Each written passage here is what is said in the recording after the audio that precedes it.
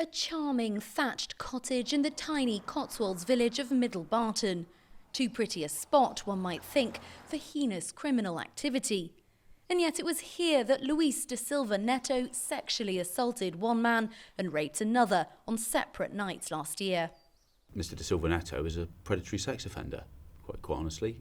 When you look at his MO, his method of offending, and the brazenness with which he operates, and the confidence he has in the crimes that he's committing and how he thinks he can get away with them and bluster. One of his victims, we're calling Mark to protect his identity, has spoken about his ordeal. I feel like it's eating me up inside.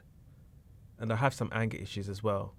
I'm heterosexual, I'm Catholic. For me, this is the worst experience I've ever survived or lived through.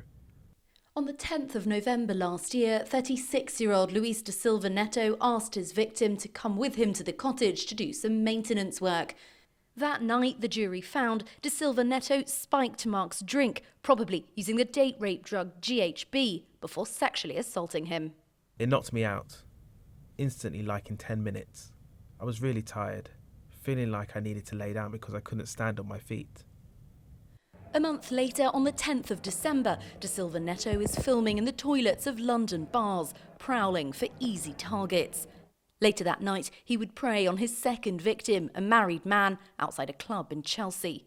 He would drive them more than 70 miles to Middle Barton in this hire car.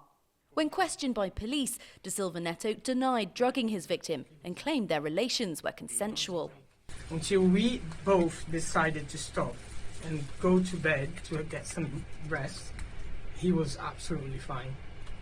But the jury at Oxford Crown Court didn't believe it and found he drugged his victim in the cottage before sexually assaulting and raping him. Da Silva Neto also pleaded guilty to a string of drug possession offences. Thames Valley Police are continuing to investigate his activities.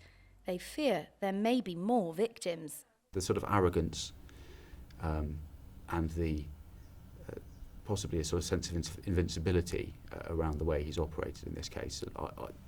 I feel it is entirely possible that he has offended before. Anyone who believes they may have been assaulted by this man is being urged to come forward. Charlotte Briere-Edney, ITV News, Oxford Crown Court.